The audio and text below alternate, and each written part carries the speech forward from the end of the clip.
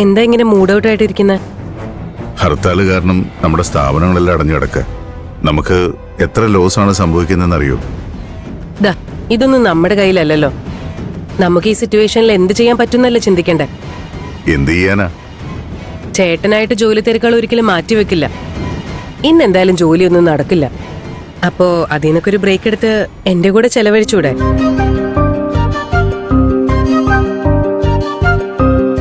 ഇപ്പോൾ ഉള്ള പ്രശ്നങ്ങൾക്കിടയിൽ നിനക്ക് എങ്ങനെയൊക്കെ ചിന്തിക്കാൻ എങ്ങനെയാ തോന്നുന്നത്? ജീവിതത്തിൽ എപ്പോഴും പ്രശ്നങ്ങൾ ഉണ്ടാവും. എല്ലാ പ്രശ്നങ്ങളും കഴിഞ്ഞിട്ട് സ്നേഹിക്കാൻ നിന്നാ നോക്കി നിൽക്കുകയുള്ളൂ.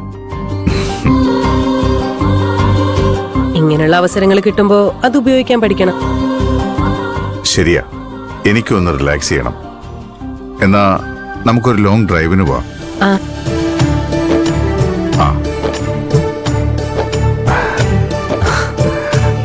മോനെ, നീ റെഡിയാവോ? നമുക്ക് ഒരുമിച്ച് പോവാം. ഏയ്, അത് വേണ്ട ഡാഡി. ഞാനും കൂടി വന്നാ നമ്മള് ബിസിനസിനെ കുറിച്ച് സംസാരിക്കാൻ തുടങ്ങും. അപ്പോ മമ്മിയുടെ ഉദ്ദേശം നടക്കില്ല. നിങ്ങൾ രണ്ടുപേരും പോയാ മതി. മമ്മിക്കും അതാ ഇഷ്ടം. ഞാൻ വെറുതെ നിങ്ങളുടെ സ്വർഗത്തിലെ കട്ടുറുമ്പ ആവുന്നില്ല. ഒന്ന് പോടാ. ഞാൻ വേഗം റെഡി ആയിട്ട് വരാം. കാര്യം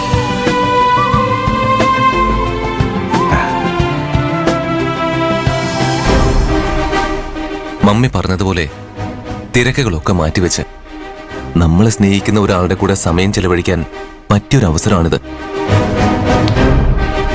പാർവതി കാണണം. അവളെ വിളിക്കാം.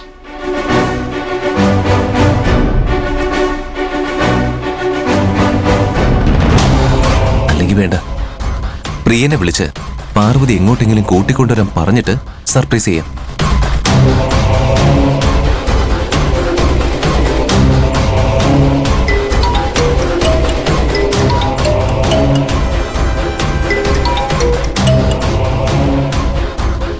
ഹലോ പ്രിയൻ, ഞാൻ ദർശനയാ.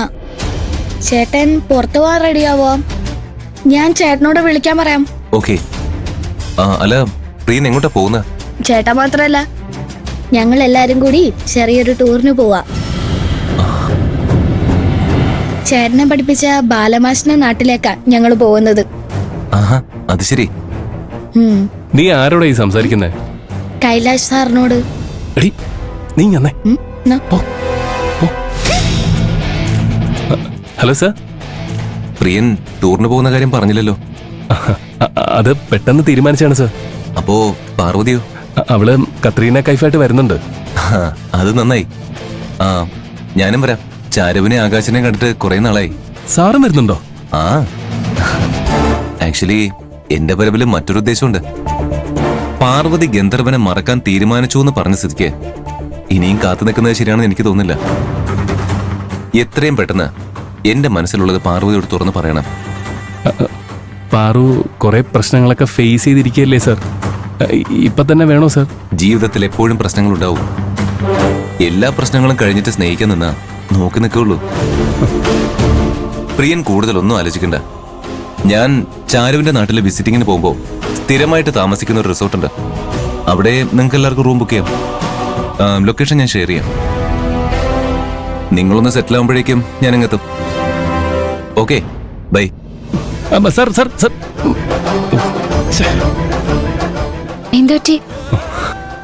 കൈലാഷ് സാറിൻ ടൂറിന് വരുന്നുണ്ടെന്ന്. നമ്മൾ പോകുന്ന കാര്യം കൈലാഷ് സാർ എങ്ങനെ അറിഞ്ഞു? ദർശന ഫോൺ എടുത്തപ്പോ പറഞ്ഞു. കൈലാഷ് സാർ വെറുതെ വരുന്നതല്ല, നിന്നെ ഇഷ്ടമാണെന്ന് പറയാൻ വരിക. എല്ലാ പ്രശ്നങ്ങളൊന്നും മാറ്റിവെച്ച് മനസമാധാനത്തോടെ ഒന്ന് കറങ്ങാന്ന് കരുതിയപ്പോഴാ പിന്നെയും കുരുക്ക് വന്ന് വീഴുന്നത്. ഇതിന്ന് എങ്ങനെ രക്ഷപ്പെടുവാവോ? രക്ഷപ്പെടാൻ ശ്രമിക്കേണ്ട കാര്യമൊന്നുമില്ല. എല്ലാ സത്യവും തുറന്നു പറഞ്ഞാ മതി. പാറു, ഞാനായിട്ടൊന്നും പറയില്ല. പക്ഷെ എന്നോട് കൈലാഷ് സാർ ഇഷ്ടാണെന്ന് പറഞ്ഞാ ഞാൻ വേറെന്ത് ചെയ്യും? എനിക്ക് അദ്ദേഹത്തെ ഇഷ്ടാണെന്ന് നോണ പറയണോ? എനിക്കതിന് സാധിക്കില്ല. പാറു, പ്രിയ, നമുക്ക് ഇറങ്ങിയാലോ? വാ മോളെ.